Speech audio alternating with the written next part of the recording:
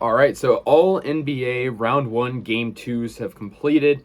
We have some really interesting series so far. If you want to hear about the Warriors Nuggets game two, that was talked about in a separate video, so I won't talk about that here. But it's time to talk about 7 different series game twos. So, yeah, the first one, the Mavericks tie up the series with the Jazz 1-1 now as they get the 110 to 104 victory over the Utah Jazz. The Mavericks do, and this was a good game for them. Once again, not having Luka Doncic. I mean, I think the Mavs are a pretty decent team in general. I think with Luka, without Luka, they're still going to win some games. I mean, Jalen Brunson in this game was really good with 41 points. For the Jazz, they had a good game from Donovan Mitchell and Bojan Bogdanovic, and it was a close game, but when it was all said and done, the Mavs won, and they had a really, really good fourth quarter. They outscored, the Jazz by 10. That fourth quarter, if they don't have that performance, they don't win the game. That's plain and simple. So, yeah, they won that one. Jordan Clarkson had a good game for the Jazz, too, but the Mavs just get past the Utah Jazz in Game 2. In Game 2 of the Grizzlies Timberwolves series, the Grizzlies fight back and win by a big margin, 124 to 96, a 28-point victory. It was definitely much needed for them. They lost Game 1 to the Timberwolves. Timberwolves are obviously a scrappy team, a team that has the capability of surprising people, and they have already. But, they definitely didn't play super good in this game, especially down the stretch. Second quarter and fourth quarter were really not strong for the Wolves. For the Wolves, they had 20 points from Edwards, but that was their leading scorer, 15 from Anthony Towns. But yeah, unfortunately for them, they just really didn't get the performances they needed from some of their guys. John Morant had 23 points for the Memphis Grizzlies, 16 from Jaren Jackson. It was more of a collective effort as a lot of guys had double figures. Tyus Jones with 10, 13 for Zaire Williams. Xavier Tillman had 13. Brandon Clark 13. I mean, it's pretty obvious. They had a really good scoring effort from everyone. So, it was definitely a good win for the Grizz, and they tie up the series. So it's 2 tied series already in the Western Conference talking so far.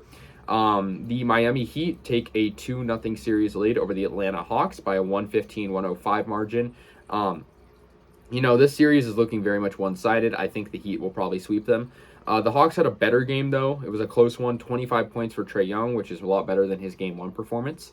For the Heat, though, they had a really amazing game. It was his playoff career high for Jimmy Butler. He had 45 points. Other than that, no one too prominent scoring for the Heat, but they didn't need that. I mean, Tyler Hero off the bench with 15, and Struss with 14. He was in the starting lineup, too. For the Hawks, they had a really good game, like I said, from Trae Young and Bogdanovic, 29 points off the bench, but they came short in the effort. They didn't really perform super well early on, and that costed them. Now we head over to an Eastern Conference game, the Sixers and the Raptors. The Sixers took a 2-0 series lead with a 112-97 victory over Toronto. It had a really good game from Joel Embiid. I mean, that goes without saying pretty much. He had 31 points, 23 for Tyrese Maxey, who's also a young player who's making an impact. For the Raptors, they had a good game from Van Vliet and Siakam, but they lost by 15 points. They didn't play good. They had a really good start to this game, but they didn't play good leading that. And for the Sixers, they're definitely a team to beat, I think, right now. So they're definitely a good team in the Eastern Conference. They take a 2-0 lead at home, and the series is going to shift to Toronto next. Next, the Boston Celtics beat the Brooklyn Nets by a final score of 114-107. This game really struggled for Kevin Durant down the stretch. He was like 0 for 10 on field goals at one point later on. Kyrie only had 10 points despite having a really good Game 1 performance. The Nets just don't look good, right now. I don't know why. I mean, Game 1 they looked decent, but this one they did not. In Game 2, 27 for Kevin Durant despite, the shooting woes. Bruce Brown had 23, 16 for Seth Curry. Kyrie had 10, 18 for Goran Dragic. But for the Celtics, they had a very good game from their whole team. I mean, all but one player had double figures that was in the lineup. Jason Tatum had 19, 16 for Horford, 22 for Jaylen Brown, 17 for Grant Williams, and a lot of other guys had really good late performing, good just like performances in general. I mean, they had 29 points in the fourth compared to the Nets 17, and that's going to get you the win. Next, we have the Bucks and the Bulls. The Bulls tie up the series 1-1 with a 4-point victory, 114-110 over the Bucks.